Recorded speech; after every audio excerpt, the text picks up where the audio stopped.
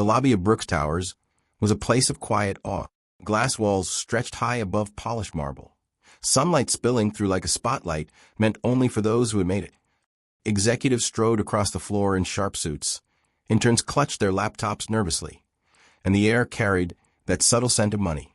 Fresh leather, coffee brewed from beans flown in, and the faint cologne of men trying too hard to impress. Eleanor Brooks walked through it all with the easy confidence of a queen in her palace. At 63, she was elegance personified. Her silver hair gleamed under the skylights, pinned neatly in a chignon. A string of pearls rested at her throat, perfectly complementing the navy blue suit tailored in Paris. Everything about her, the way she held her chin, the measured click of her heels, reminded people that she was not just another executive. She owned this company, and no one ever forgot it. She had long since grown accustomed to the way conversations hushed when she entered a room.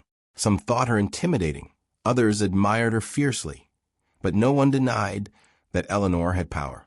She had built her empire from nothing, starting as a realtor who went door to door with more determination than sense. Years of grit, sharp instincts, and sacrifice had brought her here, the head of a billion-dollar real estate empire. But even for a woman like Eleanor, there are moments that shake the ground beneath you. This morning, it came as she crossed the lobby toward the elevators. She almost didn't notice him at first. A man in navy overalls, leaning slightly on a mop, working quietly by the far wall. Dozens of employees passed him without a glance, the way people often overlook those who clean up after them. Then he lifted his head. Her breath caught in her throat. The years had changed him. Yes. His once dark hair was now threaded with gray. His face bore lines carved not by laughter, but by life, hard and steady. Yet his eyes, those unmistakable hazel eyes, warm and steady, with that same half-sad depth she remembered from long ago, froze her in place. It couldn't be, but it was Thomas Lane, her Thomas, the boy who once climbed trees with her, who carried her books home from school, who whispered into her ear under the willow tree on summer nights, the boy who had kissed her at 16 and made her believe in forever, the boy she left behind when she chased her dreams in the city, telling herself there would always be time later. There was no later. Life had swept her into deals, marriages that failed, and fortunes that rose. He had remained a memory she tucked away, a gentle ache she never spoke of. And now here he was, a janitor in her building. The mop squeaked faintly against the floor, but his hands stilled when their eyes met. Time seemed to stretch in the stillness between them. Around them, people bustled past, heads bent over phones, conversations brisk and hurried. But for Eleanor and Thomas, the world had fallen away. She felt her heart pound against her ribs. Ridiculous, foolish, like a schoolgirl again. She was 63, for heaven's sake, not 16.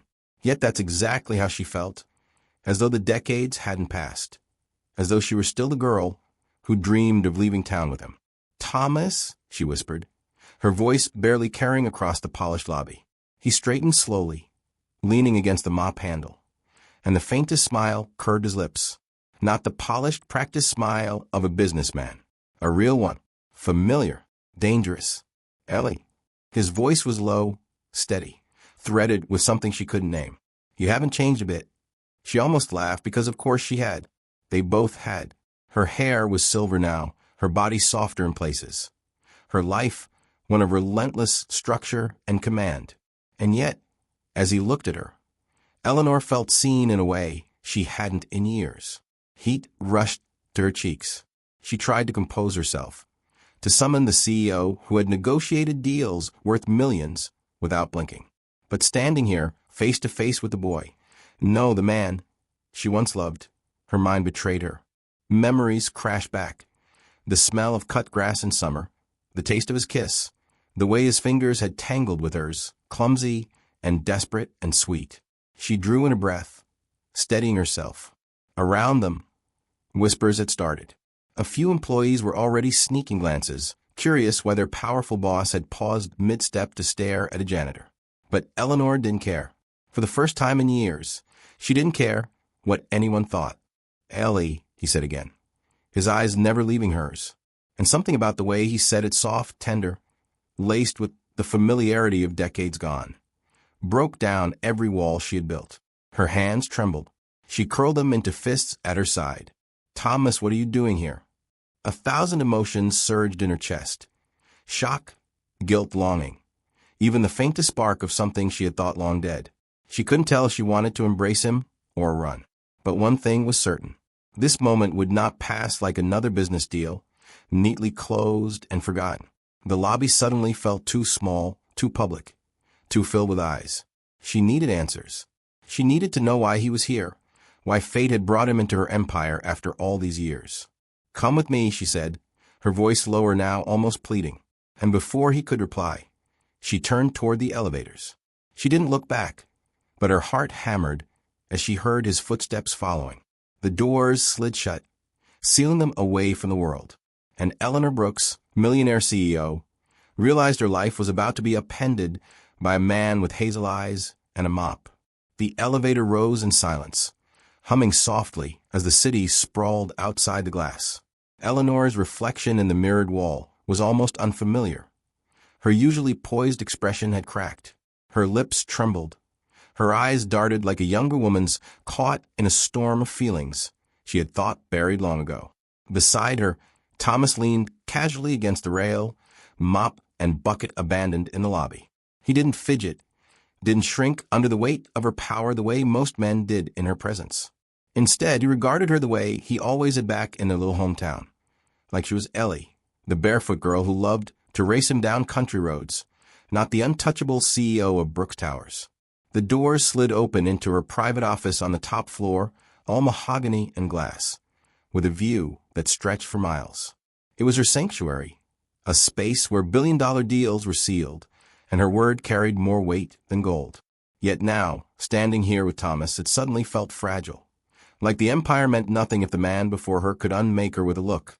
"Sit," she said, motioning toward the leather chair across from her desk. Her voice came out more commanding than she intended. He gave her that slow smile again, the one that disarmed her. "Always the boss, huh?" he teased, easing into the chair with the kind of ease that made her chest ache. She sat across from him, trying to gather her composure. But as she looked at him, memories came flooding back. Vivid, painful, sweet. She saw them again at 16, sneaking out past curfew to lie under the willow tree by the creek. He had whispered dreams of building a small house, planting a garden, raising children. His hands had been rough from working on his father's farm, but they had held hers so tenderly she believed anything was possible. She remembered her first kiss, his lips warm and unsure, the way she had laughed against his mouth, and how he had pulled her closer, more confident the second time. She remembered how he had always smelled faintly of sawdust and soap, and how safe that had made her feel. Her throat tightened. She had left all that behind. She had traded Thomas for ambition, for a life of skyscrapers and success. And though she had built an empire, some nights she still lay awake wondering what it might have been like if she had chosen him instead. "Why didn't you leave town, Thomas?" she asked suddenly, the question blurting out like a wound reopening. "You always said you would." He leaned back, folding his arms across his chest. His eyes, those hazel pools of memory, darkened. "Mom got sick. Someone had to stay. She gave me everything growing up. I wasn't about to run off while she needed me." Her chest constricted. That was Thomas, loyal to the core, steady as the earth. It was the very thing she had loved most about him, the very thing that had tied him down while she soared away. And after she passed, she pressed softly. His jaw flexed. By then it felt too late. "Opportunities don't wait forever, Ellie. Not like you did. I worked odd jobs, kept food on the table. And now here I am." He spread his arms, gesturing to the janitor's uniform with a faint smirk that didn't quite hide the bitterness beneath. Eleanor's heart sank. She had attended galas, flown first class, signed papers worth fortunes. And yet here sat the man who had once held her heart, reduced to mopping the floors of the empire she built. "It isn't fair," she whispered, almost to herself. Thomas chuckled softly. "Life rarely is, but I can't say I regret everything. I had my chances, Ellie. Just none of them were you." The words landed heavy, sharp, stirring something deep inside her. Her fingers tightened on the armrest. She could still feel the electricity of his presence, The same pull she had fought against decades ago. She had thought it would fade, but here it was, alive, dangerous, pulling her toward him even as the years stacked between them. Her body betrayed her, a quickened heartbeat, warmth rising to her cheeks, a strange ache in her chest. She shifted uncomfortably in her chair, cursing herself for feeling this way at her age. But one look at Thomas told her he felt it too. The silence stretched between them, thick and unspoken. It wasn't the silence of strangers. It was the silence of two people who had once known every corner of each other, and suddenly remembered what it felt like. Finally, Eleanor broke the spell, her voice barely above a whisper. "You deserved so much more than this, Thomas. More than what life handed you." He tilted his head, eyes softening as they studied her face. "And you deserved happiness, Ellie. Tell me, did you ever really find it?" The question cut deeper than she expected. She swallowed hard, glancing away toward the skyline glittering beyond the window. She had wealth, power, a name that commanded respect. But happiness? That had slipped through her fingers the day she left Thomas under the willow tree. She turned back to him, her heart thudding as though the years had collapsed, as though she were standing once again on the edge of something she didn't fully understand but desperately wanted. For the first time in decades, Eleanor Brooks wasn't sure of the answer. Stories like this remind us how love, race, power, and choices shape lives in ways wealth never could. If you're moved by Eleanor and Thomas's Untold journey, don't forget to subscribe to Black Untold Stories, where we uncover powerful narratives the world too often overlooks. The door of Eleanor's office clicked shut behind them, sealing them off from the curious stares of employees. For the first time that morning, the hum of the building, the ringing phones, the echoing footsteps, the endless chatter, faded into silence. Eleanor exhaled, realizing only then that she had been holding her breath. Her sanctuary, with its towering bookshelves, oil paintings, and panoramic view of the skyline, suddenly felt different. Not like an office, more like a confessional. Thomas looked around slowly, taking it all in. "So this is your castle?" he murmured, his voice carrying that low timbre that used to make her shiver. "Bigger than the willow tree." Huh. The memory stabbed at her. The summer nights when they would lie side by side under that willow, tracing stars with their fingers, dreaming of a life they would build together. She had traded those dreams for skyscrapers, and he for sacrifice. "Don't do that," she said softly, trying to keep her voice steady. He tilted his head, curious. "Do what? Make me feel 16 again?" His eyes lingered on hers, unflinching. "Can't help it, Ellie. You still look at me the same way." Her breath hitched. She turned away, circling behind her desk, kneading the polished wood between them. Yet even with the distance, she could feel his presence pulling at her like gravity. "You mop floors now?" The words came out harsher than she intended. "After everything? After who you were?" But Thomas didn't flinch. He leaned back in a chair, one arm draped casually over the side, like a man entirely comfortable in his own skin. "It pays the bills. Honest work. Not everyone can build empires." His gaze softened. "I'm not ashamed, Ellie. Maybe you shouldn't be either." The rebuke stung because it was true. She had judged him not of contempt, but out of the guilt she carried. Guilt that she had abandoned him to a life of limitations while she ascended. And yet, watching him sit there, shoulders broad, hands calloused, posture relaxed, she realized something startling. He was not diminished by this life. He was still Thomas. The Thomas who once carried her across a stream so she wouldn't get her shoes wet. The Thomas who held her trembling hands when she confessed her fear of leaving town. The Thomas who even now looked at her not as a CEO, not as a millionaire, but as Ellie. Her chest ached, and beneath that ache, a warmth spread, a dangerous warmth that pooled in her belly and made her fingers twitch with the memory of his touch. He broke the silence with a small smile. "You did well for yourself. Always knew you would." She laughed, bitter and soft. "At what cost, Thomas? At what cost?" He leaned forward, elbows on his knees, closing the distance across the desk. "I had my chances, Ellie. I had other women. None of them were you." The air thickened instantly. She felt it in her throat, in the way her skin prickled. His eyes held hers steady and unashamed, and for the first time in decades, Eleanor Brooks forgot how to breathe like a composed woman. Heat flushed her face. She shifted in her seat, pressing her thighs together under the desk, hating herself for how much her body remembered him. The way his hands used to roam, tentative then bold. The way his breath against her neck had set her ablaze. And now, even across the polished mahogany, she could almost feel it again. She tried to break the moment. "Thomas, people will talk." "Let them," he said softly, almost a growl. "Behind these doors, it's just us. Same as before." Her pulse hammered. She wanted to argue, to remind him of her reputation, her position, the risks. But she couldn't, because he was right. In this room, they were no longer Millionaire and Janitor. They were just Eleanor and Thomas, two people who had once loved fiercely and lost painfully. She swallowed hard, her voice trembling when it finally came. "You make it sound so simple." "Love usually is," he replied, his voice dropping lower. His eyes swept over her, not like a subordinate to a boss, but like a man to a woman. "It's everything else that makes it complicated." The silence returned, heavier now, humming with unspoken desire. She gripped the edge of her desk, her nails pressing into the wood, as if anchoring herself. She knew if she moved, if she leaned even an inch closer, there would be no turning back. And in that moment, she realized something frightening. She wanted to. What happens when love returns after decades apart? Can wealth, power, and reputation stand against the pull of a heart?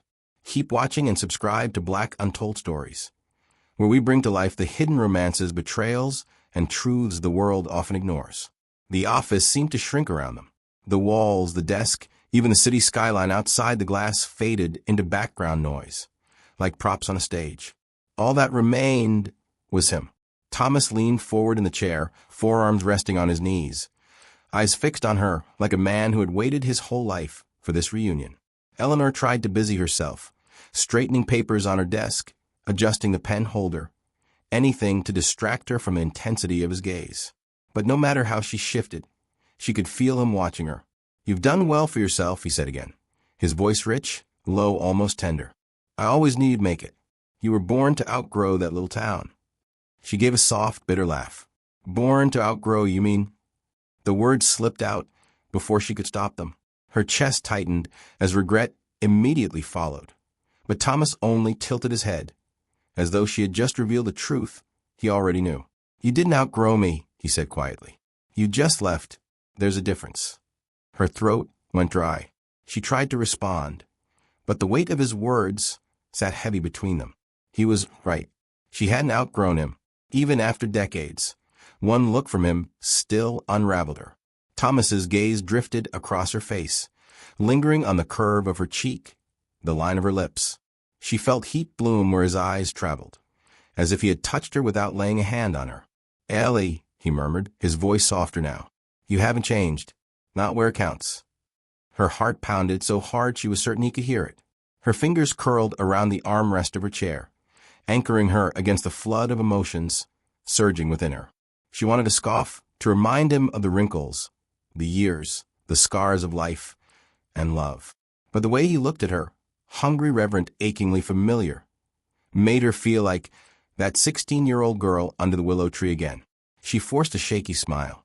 "And you could have been anything, Thomas. Why settle for this?" His lips curved into that half-smile that used to undo her. "Because I had my chances, Ellie, but none of them were you." The air between them thickened, electric. The sound of the city traffic far below seemed to hush. The ticking of the clock on the wall slowed, the world holding its breath with hers. Eleanor swallowed, shifting in her seat. She tried to think of the consequences. Her reputation, her company, the whispers that would flood the hallways if anyone saw them like this. But reason was losing its grip. She could only think of how close he sat, of the memory of his hands on her waist, of how her skin used to ignite under his touch. She stood abruptly, the movement sharp enough to break the spell. "This is madness," she said, pacing to the window. The city sprawled below her, glittering and cold. "I can't just sit here and her voice faltered, her body betraying her resolve. Thomas rose from his chair. She could hear the quiet creak of a leather as he stood, could sense his presence closing in behind her. He didn't touch her, but she felt the heat radiating off him, the nearness making her breath shallow. "Ellie," he said softly, almost at her ear, "why are you fighting this? It's just us. No boardrooms. No money. No gossip. Just you and me." Her eyes fluttered shut, the years dissolving like mist. Her body remembered the way he had held her, the way his lips had once claimed hers with youthful desperation. Every nerve in her body screamed to turn to close the distance, to let 30 years of longing spill into a single kiss. But she gripped the windowsill tighter, forcing air into her lungs. "People will talk," she whispered, her voice trembling. "Let them," he murmured. The huskiness in his voice made her shiver. "What's the worst they'll say? That a woman remembered how to feel alive." His words struck deep, peeling back years of armor she had built to survive in a world of men and money. She had wealth, power, control. But when was the last time she had felt truly alive? When was the last time a man had made her heart race, her body tremble, her soul stir? Her head tilted ever so slightly toward him, betraying her. His breath brushed her cheek, close enough to make her lips part instinctively. But she stopped herself. "Verily, Thomas," she whispered, her voice breaking, "don't make me choose between who I am now and who I was then." He stepped back at last, giving her space. His eyes softened, but his voice remained steady. "I'm not asking you to choose, Ellie. I'm just reminding you that who you were then is still inside you now." Her knees weakened. She pressed a hand against the glass, staring out at the empire she had built, and realized with a pang of dread and desire that he was right. The woman who once loved recklessly, passionately, still lived inside her, and Thomas Lane had awakened her. The fire of love doesn't fade with age. It waits, simmering, until the right moment to reignite. Don't miss what happens next. Subscribe to Black Untold Stories, where hidden passions, betrayals, and revelations come to life. The silence in her office was deafening. Eleanor stood at the window, her hand still pressed against the cool glass, while Thomas lingered behind her, his presence like a storm cloud, heavy, electrifying, impossible to ignore. She told herself to breathe, to think, to act like the woman who ran a billion-dollar empire. But her heart wasn't listening. It was thrumming like a trapped bird, pulling her backward, pulling her toward him. Finally, she spun around. "Sit," she said sharply, but her voice betrayed her. It wasn't a command this time, it was desperation. Thomas hesitated, studying her with those steady hazel eyes. Then, slowly, he lowered himself back into the chair across from her desk. His movements were calm, almost deliberate, like a man who knew he was stirring waters she had tried to keep frozen for decades. Eleanor walked back to her desk, her heels clicking softly against the marble floor. But instead of sitting behind the polished barrier of power, she stopped in front of him. Close, too close. Her perfume lingered in the air, jasmine and something faintly musky. It wrapped around him, made his chest tighten. He tilted his head back to look at her, and for the first time since he'd stepped into this office, the balance of power shifted. Eleanor reached into the drawer of her desk, pulled out a sleek card case, and slid one across the desk toward him. "You'll come back tomorrow. You'll report directly to me." Thomas blinked, caught off guard. "What is this?" "A job," she said firmly, though her voice carried an edge of breathlessness. "Not cleaning floors, not mopping after people who don't even see you. A role with dignity, as my personal advisor." He frowned, suspicion flickering in his eyes. "Advisor? Ellie, I haven't stepped into a boardroom in my life. I don't know the first thing about your world." Her lips curved in a faint, knowing smile. "You don't need to know my world. You know me." The words hung in the air, dangerous and unguarded. His chest rose and fell slowly, his hand brushing the card she placed in front of him. But what stole his breath wasn't the offer. It was the way her hand lingered near his, just close enough that he could feel the warmth radiating from her fingertips. Thomas's voice dropped low. "Ellie, you don't mean this." "Yes, I do," she said fiercely, her voice trembling but unwavering. "Do you think I'm going to stand by and watch the man I once loved mop the floors of my empire?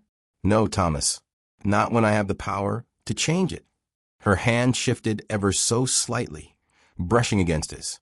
The touch was brief, accidental in appearance, but it sent a jolt racing through both of them. Her skin against his warm, familiar, achingly missed, reignited something primal. Thomas's breath caught, his eyes locked on hers, and for a moment neither moved. The world outside, the phones ringing, the footsteps in the hall, the city buzzing beyond the glass, vanished. It was just them. Her hand remained there, not pulling back, not apologizing. "You still take my breath away," she whispered, so softly it almost wasn't meant to be heard. His chest tightened. Every instinct screamed to reach out, to take her hand, to pull her into his arms, and close the distance that decades had left yawning between them. But he hesitated, because this wasn't 16-year-old Ellie anymore. This was Eleanor Brooks, CEO, Untouchable, and he was a janitor in borrowed overalls. And yet, her eyes told him something else. They weren't the eyes of a CEO. They were the eyes of Ellie, the girl who had once kissed him by the creek, who had promised forever before life tore it away. "Ellie," he began, his voice rough. But before he could finish, a knock rattled the office door. Eleanor jerked her hand back, breathless, cheeks flushed. A young manager poked her head in, eyes flicking curiously from Thomas to Eleanor. "Ma'am, your 2 o'clock meeting." "Cancel it," Eleanor snapped, sharper than she intended. The manager blinked, startled, then nodded quickly and disappeared, leaving the heavy silence behind.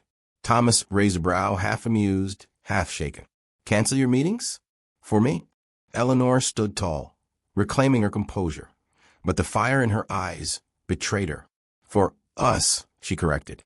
Thomas stared at her, at the woman who had built an empire yet still trembled at the memory of his kiss, and something inside him cracked open. He reached for the card on the desk, slid it into his pocket, and gave her a slow, measured nod. "I'll be here tomorrow." But as he rose to leave, his hand brushed hers again, lingering just a fraction too long. His voice dropped low, meant for her alone. "But Ellie, you don't just want me in your office. You want me in your life again." Her knees almost buckled at the truth in his words. When power collides with passion, old flames can ignite into something unstoppable. Don't miss the shocking turn this story takes next. Subscribe to Black Untold Stories for more unforgettable tales of love, betrayal, and redemption. The next morning, whispers already filled Brooks Towers. Employees huddled in corners, murmuring about what they had seen, or thought they had seen, the day before. Their CEO, Eleanor Brooks, lingering far too long with the janitor, canceling meetings, shutting her office doors. By the time Thomas walked in, no mop in sight. The rumors were buzzing like static in the air. He wasn't in overalls anymore. Eleanor had insisted he wear a suit. Her tailor had worked through the night to have it ready. And though he tugged at the stiff collar like it was a costume, the cut of the fabric transformed him. His broad shoulders filled the jacket. His long frame carried it with an ease that made heads turn. When the elevator doors opened and Thomas stepped out onto the executive floor, the place went silent. Assistants froze with phones halfway to their ears. Interns paused mid-sentence. Even the senior partners, men who prided themselves on never flinching, blinked in open disbelief. And then Eleanor emerged from her office. She wore power like a crown, emerald silk blouse, pearls at her throat, hair swept up in perfect grace. But her eyes weren't on her staff. They were on Thomas. "Mr. Lane," she said, loud enough for everyone to hear. "Shall we begin?" Gasps rippled through the floor. "Mr. Lane," not Thomas, not the janitor. "Mr. Lane." He gave a small nod, following her into the boardroom where the senior executives waited. Eleanor didn't just open the door for him. She held it, a gesture so small yet so seismic it made jaws drop across the hall. Inside, the executives shifted uncomfortably in their leather chairs. Eleanor took her usual place at the head of the table. But instead of launching into her agenda, she gestured toward Thomas. "This is Thomas Lane," she announced. "Effective immediately. He will serve as my personal advisor." The room erupted. "Advisor?" one executive sputtered. "With respect, Madam Brooks, this man has no credentials." "Credentials?" Eleanor's voice cut sharp as a blade. "Tell me, did your credentials keep this company alive during the crash of '08? Did they stop the housing market from collapsing? No. What saved us then was instinct, intuition. a feel for people and choices that textbooks don't teach. Her gaze swept the room, daring anyone to challenge her. Thomas Lane knows me. He knows how I think, how I lead. I built this empire from the ground up, and that knowledge is worth more than any degree or resume you can wave in my face. The executives exchanged glances, their protests dying in their throats. No one-on-one arguments with Eleanor Brooks. Not in this room. Not ever. But the staff outside whispered louder than ever. The janitor who mopped floors yesterday was now sitting at the right hand of the CEO. Some muttered about favoritism.